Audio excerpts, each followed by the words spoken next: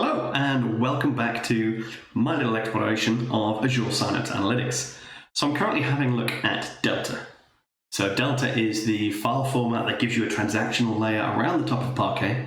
And Parquet is the de facto file format for lakes because of column store compression, really good for aggregation. So I'm doing a bit of comparison. I use Databricks a lot and I teach people Databricks and we do lots and lots of interesting things with Databricks. But that uses Databricks Delta.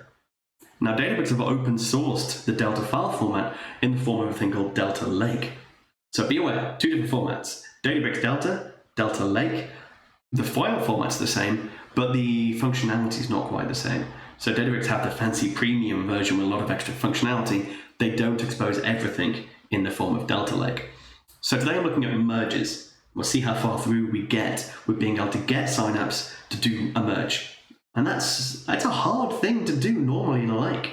If you've got a big data set, like a big pile of Parquet, and you get some change records in, and you want to say, take my changes, apply it into my main set, you end up having to do several hops.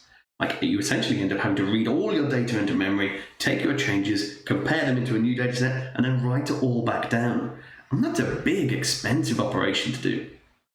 So having a merge statement, being able to say just merge it in and having it work out what it needs to change, work out what new records it needs to write, saves us a load of coding and it saves us a lot of performance. So really good if we can get it to work.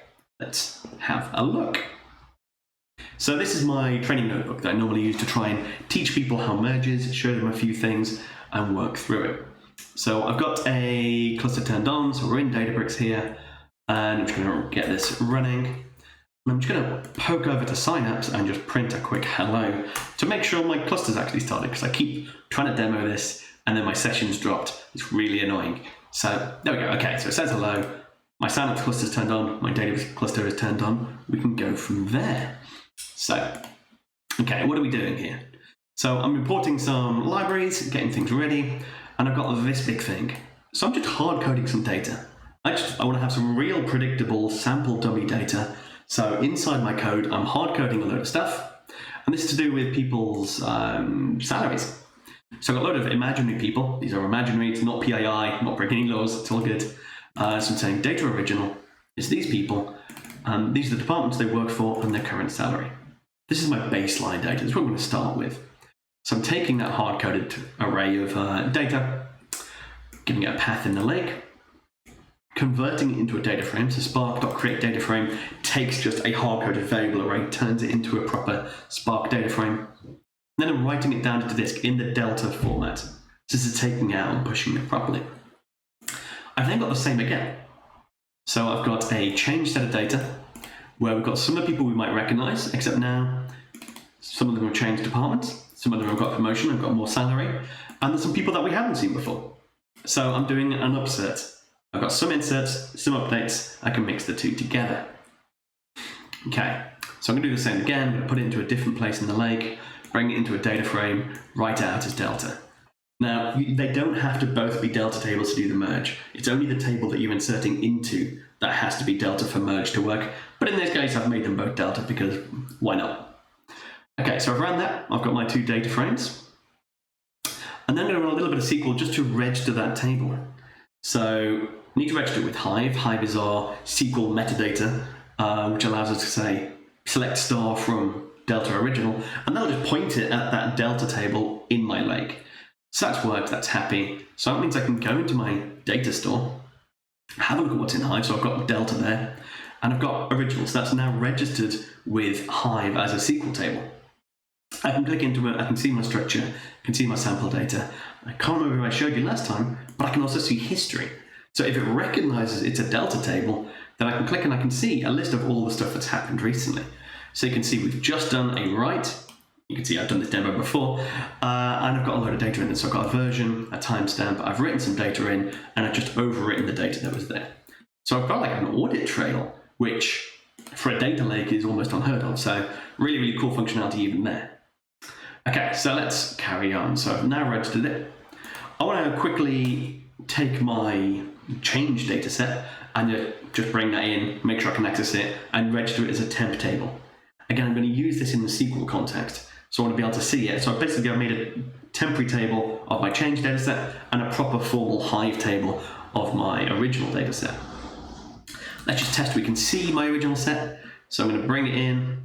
Spark.table is the equivalent to saying spark.sql select star from my Hive table, which brings the whole table into a new data frame. And then I can quickly select from this. There we go. So we can see my data. I can see Jules in there, 10,000. Don't have people like, Paul White, I think it was our new data set. So this is my original data set, untouched. Okay, then go under it. So what I'm going to do, I'm going to run some more SQL. So percentage SQL means I'm in the SQL context. I'm going to do a merge. So this is built using the T-SQL merge statement as a template. It's meant to be familiar for people who use that a lot. So I can merge into my Hive table so I'm just going to alias that. Instead of doing delta.original every time, I'm just going to call it original. And I want to merge my change data set into that table. So I've got my destination is my original, and my new updated set of data is changed. I'm saying on. So I'm saying this is the search constraint. This is how you evaluate whether this data set already exists, whether each record already exists in my original data. So when it's a match, so when the employee IDs are equal, do an update. And in this case, I'm saying only update 2 of the values. So if someone had changed their surname or created data, or there's some other change in there, I'm just discarding that. I'm saying I only care if they've changed department or changed salary. When it's not matched, do a full insert. So here are the values, and this is where to get it from. Okay, so I can run that. So it's running, again, in the Hive context, doesn't really matter. So it's finding the files to rewrite. So it's identifying of my original set of Parquet, however many I had, which of those files have some data that already exists, and therefore which have to be rewritten. Okay, so it says okay. Now, just for reference, this is what it looks like if you go on the Python side. So rather than doing that whole merge statement in SQL, I can do that whole merge statement in Scala or Python. So to do that, I'm importing the Delta library, and I'm creating a new Delta table object. That's a little bit weird, so it's not a data frame. So I don't create a data frame and then merge stuff into it. I create a Delta table for paths, so I can point it at the place where it is in Lake, and then I can point it at my thing. So that's going to create this new object, which is a Delta table. And then in my Delta table, same again, I can alias it as the original, perform a merge, and I'm merging my Delta changes into it. So that is a data frame. So I've got a Delta table, and I'm merging a data frame into it. I'm going to alias that has changed, again, tell it the join constraint, how it should work out if it's a match or not. When it is matched, I want you to set these values. So say set, give it a little array, and say, for this particular value in my original set, take this value from my change set. For my salary, take my change.salary. I then do the same for when not matched, so do my full insert, and I give it the full set of values, again, as a map between the existing values. This is the incoming value. And then do an execute. So I'll go through and do exactly the same thing. So in terms of what Spark does under the hood, those two are exactly the same. It doesn't matter whether you go SQL or data frame. Personally, I prefer the data frames a little bit more, just because I can make it generic. I can build something where I pass parameters in, say, merge this set into that table, and then this set into that table, and I can do that with a single script with some parameters. SQL, I kind of have to hard code everything. It's very, very fixed. Okay, I'm going to do a quick select. I'm going to say what's going on here, and hopefully we should see that people's updated salaries are in there and our new people are in there. So let's see who we've got. Okay, we had our example with Jules Winfield, now has 25,000. So that's the updated salary. We've got Paul White, so we've got our insert. So we successfully merged a data frame into an existing Delta table. We are pretty happy with that. Okay, so let's switch over, make sure we can do that on this side. Again, just going to make sure my Spark context is awake. It is. Okay, so let's go and start from the beginning. So I want to take this whole block of code. So taking my sample data frame, taking my sample updated data frame, and just registering it, bringing it in. That should all work. That's very generic, very standard PySpark. So got these libraries. I don't know why I've got window in. I don't actually need window, but why not? So importing my data set. I've got my hard-coded data again. So my path's going to change. So whereas originally going to a mounted data lake in Databricks, I'm just doing it to my root straightforward data lake in Synapse. I've got that. Got my data here. I might need to go and delete it if it already exists. I'll go and tidy that up in a second. And then that should work. So that should do the exact same first step of going and creating my data. Let's just see if this exists already. So base, delta merge. I might go and delete it if I've been playing around testing this beforehand. Yeah, okay, so let's just clean this up and go from scratch. Okay, so I got this working at first, and I had a few things break on me, so this is attempt number 2. So let's run that. Okay, it's going to go through, it's going to bring in that data, it's going to find a place in the lake, it's going to create it as a data frame, it's going to write it down. So we'll see a couple of different jobs here. It's got the writing of the Parquet files, it's got the writing of the transaction log, and then the writing of the next Parquet files, and the writing of the next transaction log. So we should see a couple of things happening under here. And again, right at the bottom of the table. So I'm just going to add a bit of text and just say, please give me some space.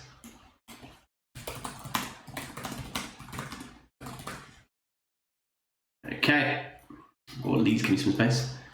And then just get that right down, go away. It's been really annoying me that I don't have white space that I can just kind of scroll in my notebook, but there we go. Okay, so we had 4 jobs, assuming those 4 jobs are the ones we expected. So create some Parquet, update my delta log, create some Parquet, update my delta log, and then we should be able to, over in our lake, do a quick update. Okay, so we've now got delta merge, we've got our 2 change tables, so we've got change and original, then inside there we've got a load of Parquet, which looks like, yeah, so we've got 8 Parquet files because we've got 8 cores in our cluster, kind of makes sense, that's the default parallelism. And we've got a JSON file which represents our changes, so we've got our transaction log working. Okay, good. So we have some delta, we can start working. Let's take the next step we had over in Databricks. We're going to try and do some hive, so we're going to go do that create if not exists. So that won't work originally, we need to do double percentages for the SQL magic command. Just one, please. And then run that. So that should go, try and interact with Hive, try and register it. That doesn't exist. Okay, that's me being silly. We need to get rid of the mount again. And then that should go off and find it. Okay, yeah, cool. Happy. So we can do the next bits, actually register our change table. Okay, so again, we're doing a new thing called delta changes, pop.read, go find that location. I've got that, that was with the path I defined earlier. I'm going to register that temp table so we can use it. Okay, yeah, that was happy, no problems there.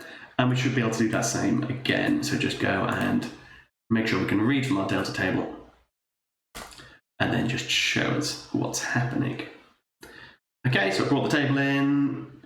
So now I've had this a couple of times. So it seems that display, if there's certain types of data, display just gets a bit confused. And display is the Jupyter Notebook, the fancy show me my data. You do have the Spark vanilla version, which is .show. And that kind of prints out ASCII style. So there we go. That's how I know it's not a data frame problem. My data frame's absolutely fine. It was just having a hard time showing me the data. And I've had that happen once or twice with, just depends on what you've done in your data frame. I don't know exactly what it is yet, but there's something a bit weird about the display, which is preview, very much in preview still. Okay, now this bit, so our SQL merge, this is the bit that I think won't work. So I'm pretty sure that the SQL flavor of merge was only implemented in Databricks Delta.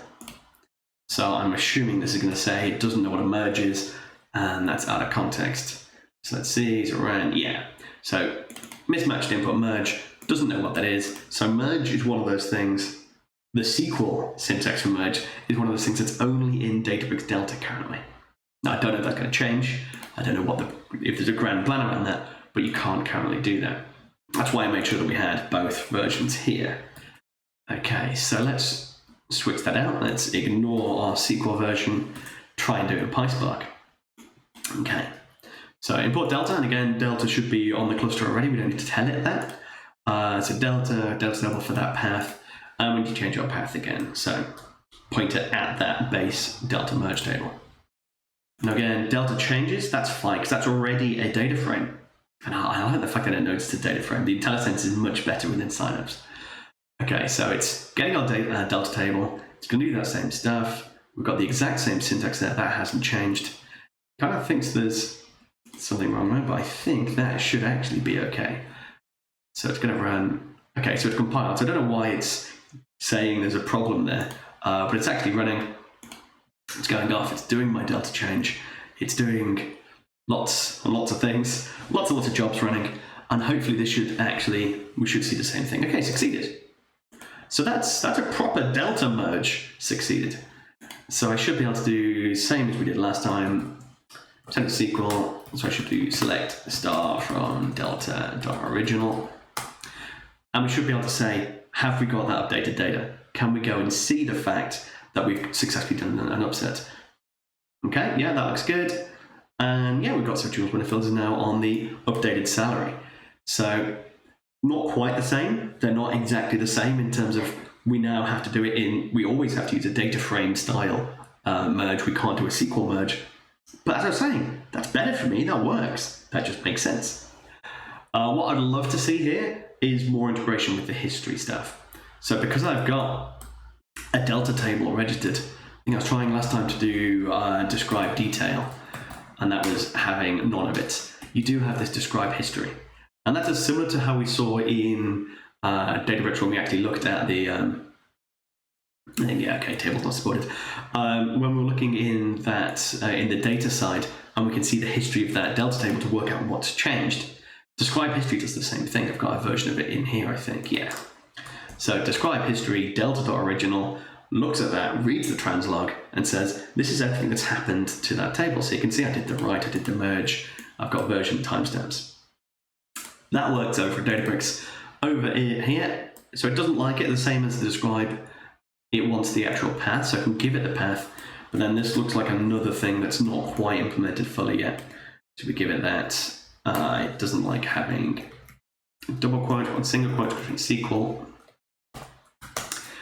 And then this is doing that weird thing where it just says execute doesn't quite work. And that's interesting because I had a bit of a dig into the log, so yeah, it's not happy. But if we dig into the logs, we can download the actual Spark, export the logs. You've got this open Spark UI. And I actually saw it does have some of the history, and so it's doing the query, it just doesn't know how to display it.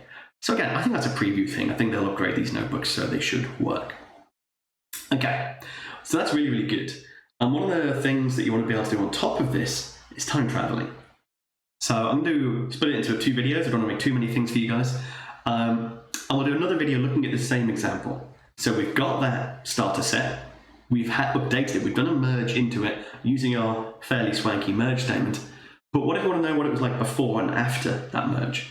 And that's your time travel querying, and we can do that using Delta as well. So I'll do that in another video, so stay tuned. And yeah, let me know how you're getting on with Synapse, because it is super interesting that we've got all this stuff in there, all this new functionality. And yeah, I hope you guys are having as much fun exploring as I am. So catch you soon.